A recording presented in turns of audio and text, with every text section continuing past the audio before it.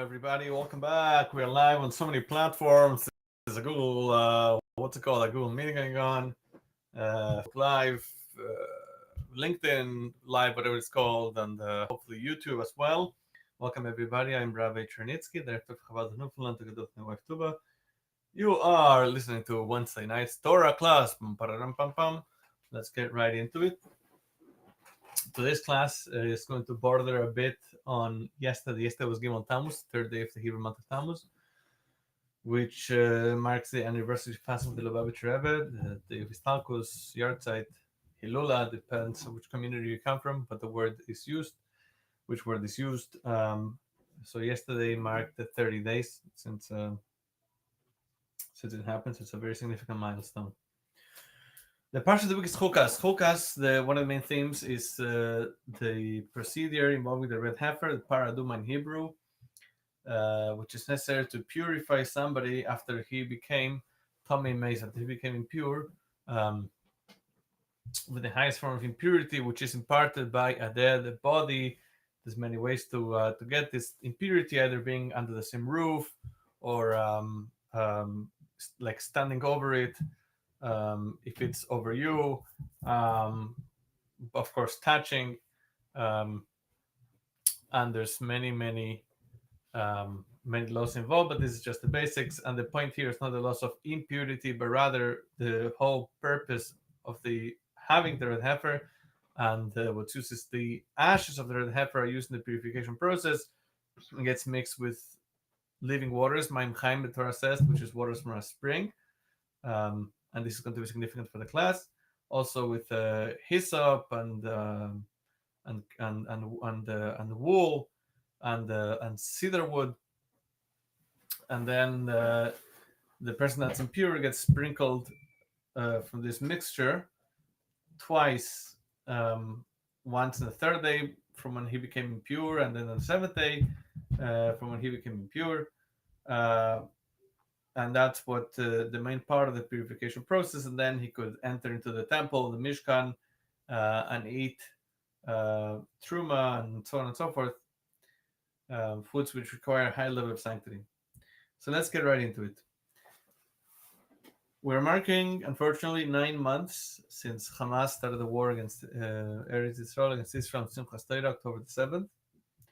And 9 months is the amount of time that it takes for a pregnancy. We're all children of this pregnancy that has gone awfully wrong. Very, very tough to read every day how another soldier is killed, another soldier is killed. God forbid, we shouldn't have any more tzudus, any more sorrow. We should only know of happy things, which is the complete return of all the hostages alive. And anybody that's not anymore alive should be brought back as well for a proper Jewish burial. And may all the soldiers be safe and sound and finish the war. So we might feel that we're dead inside. People are feeling, some people, that can focus as well as they could before October the 7th, before Simchas Torah. I know for myself, I had it as well. Only recently I felt that maybe a month ago, I started feeling I'm back in control of my life, and that I could start doing some of my extracurricular activities that I was doing before that came to an abrupt end. So how do we recover? How do we move on? Because certainly this is not a way to live. Despondent, depressed, grieving, worried. There is a time for that, but it's been too long. It doesn't serve any purpose to stay in that state for now. And we know also when to serve Hashem with joy. If there's Hashem b'simcha. Yeah? So this question, how do we live? Is there life after death? This is the question that Moses asks the Almighty God. The Medrash says that this is the exchange that happened between Moses and God when it came to the loss of becoming pure. When God told Moses about the impurity given up by a dead body, Moses doesn't understand. He's shocked. how can he become pure? How can he become pure again after he became impure? How can a person live after experiencing death of a close one? God forbid, death of a relative. How can we move on? How can there be purity? How can there be life after death, after this connection from life? So then Hashem shows Moses, he showed him the process of purification with the paradigm of the red heifer. But still, Moses didn't understand. And that's when God tells him the famous words, I made a statue, I made a law, and it has no logical basis. You will never understand. You're not going to understand how it is, why it is, but this is the fact. The fact is that we were imbued with the strength that God created the world in such a way that we have what it takes to move on in a healthy way. We never forget, God forbid, but we move on in a healthy way with strength and recover from experiencing death. How do we see this? In the process of purification, the process that involves the ashes of the red heifer, because the ashes, which represents the absence of life, something that was burnt, those very ashes have to be mixed with living waters, the way the Torah calls the waters of a spring. And that is the life that always remains. We know that when a person passes away, the body remains holy. There's the way that we treat the body, that we don't cremate the body. But more than that, that death is not a complete cessation of life. Sanctity remains in the body. Just like the body was special before, when the person was alive, the body is special even now. And number two, the second point we're going to speak about today, is that those that are left behind when a person passes away, they are a continuation of everything they lived for, they stood for, they fought for. And we are all the next story up in that building, in that, so to speak, that they built, that they put together with their life, with their aspirations, with their influence, and so on.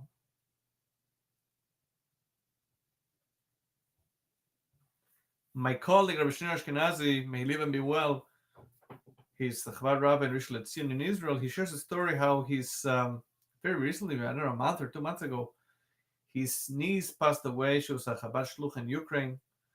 Poor lady, she was young. I believe she wasn't even 30.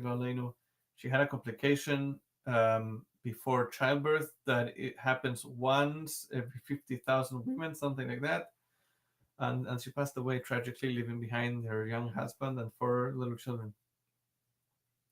And so what Rabbi Ashkenazi, my colleague, shares how his brother and sister-in-law, the parents of the niece that passed away, how they are committed to living. His brother said to Rabbi Ashkenazi, I made a decision that I'm not going to let this ruin my life. I'm not going to let this ruin my life. We see that people move on after death. There is such a thing as moving on after death, because death is not the end. And we have the strength to continue. We want to remain attached to life. And that's what God tells Moses. I made a rule, I made a law, and it's beyond logic. The way I made the world with this characteristic, that we could move on, that we have the strength, you will never understand. But that's a fact. And we need to believe in our ability to recover, even if you don't understand how it is.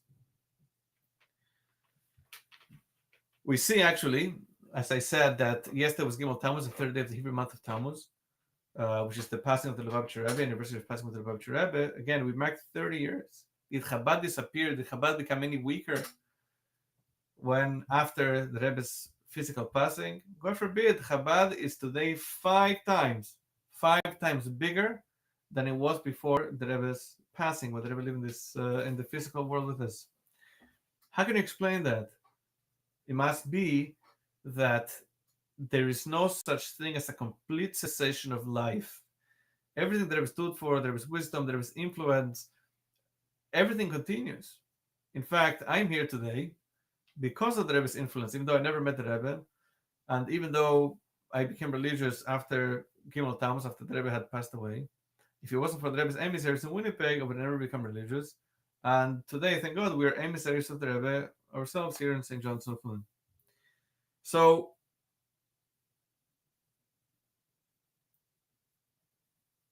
again, I'm going to repeat, it's not just that we don't cremate the body and that in and of itself is special, that in and of itself tells us that the body is something that we don't mess around with. But since the body was holy, then the neshama, the soul, was in it, it always remains holy. The neshama, the soul, is eternal. You can never take that away. We can't understand it, but we need to know that that's the fact, that God gave us and imbued us with the power to recover from trauma, to recover after death. Now, our parsha seems to be out of order. Where are we coming from? The previous parsha, Korach, the week before, Shlach, the story with the spies. Those two things happened one after the other. Those are in chronological order. However, the laws that we learn about Elech here are not the first time that we see them. We see very briefly in the book of Exodus. It's hinted, not said explicitly, but it's hinted that God told Moses the laws about the purification accomplished with the ashes of red heifer. Okay, so why are they expounded at length here? And furthermore, question number 2, the laws about impurity are in the Parsha of Emor, which was about 2 months ago in the book of Vayikra and Leviticus. So why the break? And that's the idea, and that's what we're going to get to. That this is a question we have to live with. We learned the laws of impurity 2 months ago. Today we learn the laws of the process of purity because we need to understand that we need to live with the question: how can we move on after the death of a close one? And you know what? This is the answer, that we don't need an answer. We don't need to understand. But we need to know the fact. The fact is that we were imbued with the power to continue.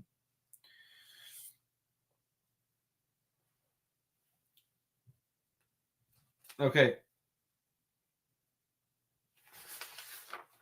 Moving on. And our Parsha also actually has something very poignant, because the Parsha begins the process in which the 3 members of the family pass away: Miriam, Aaron, Moses. Right? They were all siblings. In our Parsha, Miriam passes away.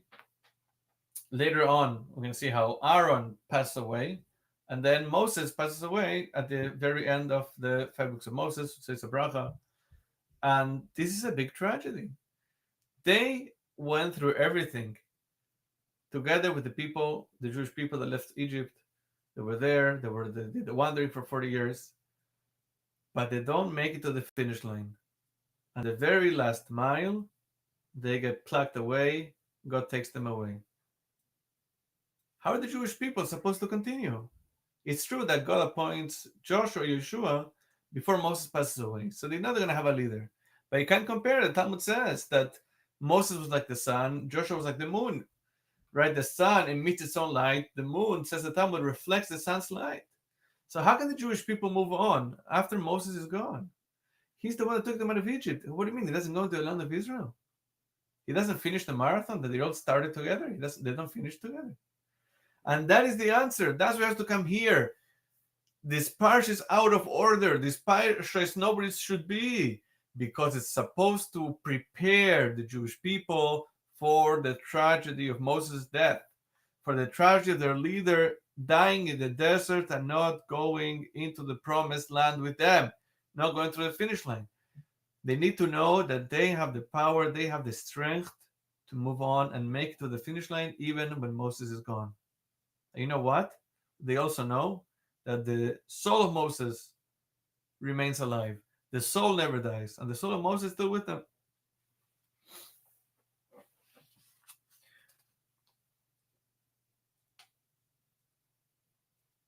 So the parsha starts off with the word Seis Chukas HaTorah. This is the choik of all the Torah. Choik literally, again, means like a statute, a rule, a decree. We know that in the Torah there's 3 categories of commandments, mitzvahs. there's Eidus. Eidus means testimony, any mitzvah that attests to something historical. For example, Passover. Why do we celebrate Passover? Well, it's to commemorate when God took the Jews out of Egypt. Okay, so that's Eidus, for just as an example. Shabbat also, because God created the world in 6 days, rest on the seventh, and rest on the seventh day to commemorate that. That's Eidus. Then there's Mishpatim. Mishpatim literally means laws. Those are the mitzvahs that if God would not have told us, we would have come up with them anyways, just for society to run properly, not to steal, not to kidnap, etc., etc., etc. But then there's the last category, number 3, which is chukim. Again, statutes, laws, which have no logical explanation. Not to mix meat and dairy, not to eat pork, not to, which means bacon is out of the menu. Here in our parsha, the commandment of the procedure of purification involving the ashes of the heifer, that's a choik. That's a mitzvah that's beyond logic. There's no well, it's an argument between Rashi and Ramban, but whether there's no reason given or we don't understand, we don't know the reason. But the Torah says that this the procedure of the ashes of red heifer, how it's able to purify somebody, this is like the choik. So it's chukas Torah, not just that there's other chukim, as we said, like not eating meat and dairy together, not to eat pig, and so on and so forth. But the Torah classifies this as this is the choik of the whole Torah. Why? That's what we're gonna see. It has to do with everything we were speaking about just before. Here we're dealing with a topic that we have no clue what it is about, right? The concept of life after death. Now, what's so hard to understand? Not the concept of impurity, the concept that a person becomes impure through contact with the body. Also, the people that are involved in the process of purification of the heifer, they become impure themselves, except for the person being sprinkled.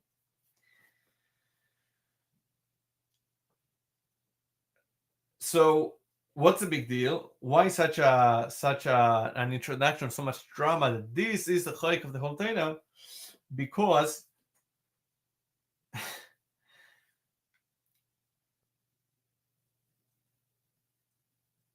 we have no idea how we're supposed to move on after that. How can we live after death? And that's the answer. I'm skipping here through a number of sources that to provide the proof for this, just for the dynamics of the class. We're skipping the sources. And the biggest obstacle to this idea, says in the Medrash, it was Moses, Moshe Rabbeinu. Moses to God, I don't understand. How can we become pure after Tumas Meis, after becoming pure from a dead body? How can there be life after death? And Hashem tells him, I'm so sorry, I can't explain it to you.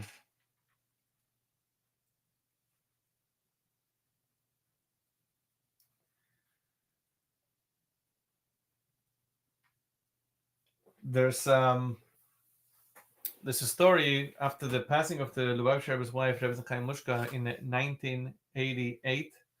Chav Beis Shvat, it was in the winter. Tavshim Memches, 1988. So during the Shloshim, 30 days after the passing, the Lubavitcher Rebbe, in conversation with someone that came to visit and pay his respects, the Lubavitcher Rebbe told them the following. And the Lubavitcher Rebbe made reference to our parsha and to the Medrash that we quoted before about Moses being puzzled about the purification process after death.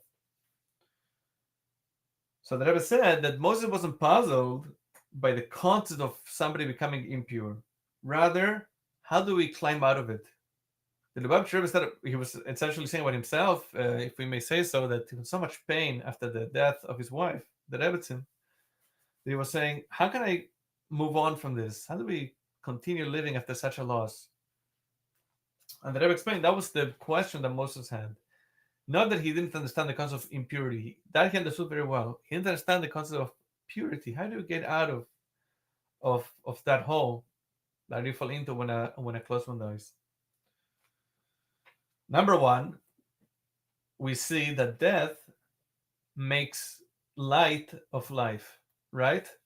We get upset, we will get worked up.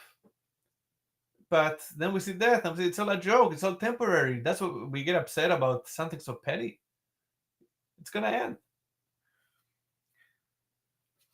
And number two, the other thing that the Rebbe pointed out is that when we see death, it's one of the only times when we experience something that's devoid of Hashem, something that's devoid of godliness. Hashem gives life to everything.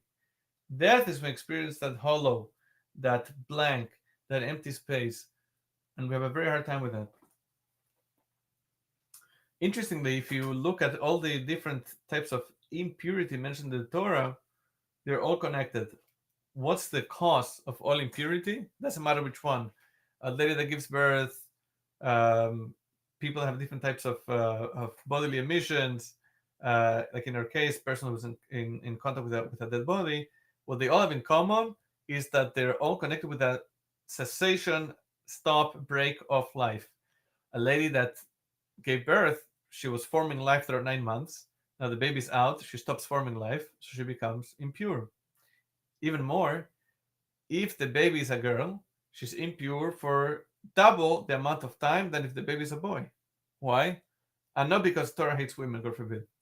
The reason is beautiful. The reason is because she lost the connection to life times 2 because she had a baby, right? So that's 7 days. But not just a baby, she had a baby girl who will also have the potential for life. So she lost the potential of life times 2. So the impurity that she goes through is also times 2 double. So how do we get out of it? And that's why as we said at the beginning, we find that the laws about the impurity are in the parsha of Emor, which was read 2 months ago in the book of Vayikra Leviticus. But the laws of purity are here because we need to learn how to live with a question. Because we don't have an answer. How? We don't know. But this is the fact. The fact is that God made the world in such a way that we could climb out. We could get out of it and we could move on in a healthy way. We could continue living. And that is why the ashes of the red heifer, ashes representing death, get mixed with the living waters, what the Torah calls the water of a spring, because we get imbued with life even after death, represented by the ashes. And furthermore, that all of us were left behind. We are a continuation of everything that the deceased worked on, stood for, represented. That is why the water goes into the ashes, the water flows through them, and the ashes continue on, so to speak. We build the next story on top of that building that our closed one was building. There's a story about a paratrooper that was killed by a terrorist in Israel. And the story goes that there was a couple visiting the Mount of Olives, Har Zeizim, and they saw a group of people surrounding a gravestone. So they were curious. They asked, what's with this gravestone? So they said, this is a paratrooper, Tzamchan, that was killed in a terrorist attack. So they said, oh, so it's today the yahrzeit, today the anniversary of passing. And they said, no, it's not. So why are you here? They said that his mother had a dream, and that in the dream, the son who was killed said that you need to write a Torah scroll in my memory, and that way my soul will finally have rest. So in the dream, the mother said, well, but we're a very simple family with limited means. How are we going to get the money to buy, to commission the writing of a Torah scroll? It's very expensive. Today it's crazy, but even then it was $30,000 American. Today's $55,000. So in the dream, the son says, well, don't worry, in the Mount of Olives, you could always find nice people. So the couple I was visiting hears this, and they said, you know what? We take it upon ourselves to raise the funds for the Torah scroll. And that's what they did. They were American couple. So when they went back to the States, they went door to door in their neighborhood and they raised the money for the Torah scroll. 6 months later, it was finished, and they had a whole ceremony in Israel in honor of this soul that was killed. And that's how the living continue the memory of the dead, just like that. Okay.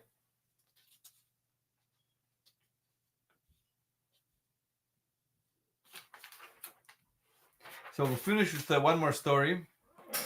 Thank you everybody for joining. We'll finish with one more story. If you remember, I remember I was studying in Morristown, New Jersey when this happened. This is 2008. In the Hebrew year, Tafshin Samaches, 5768. There was a terrorist attack in Mumbai, India. Well, it was a number of terrorist attacks, but they attacked the Chabad house in India, in Mumbai, and they killed the Chabad rabbi and his wife, Rabbi Gabi and Rivki Holzberg, of blessed memory, and also the people that were there.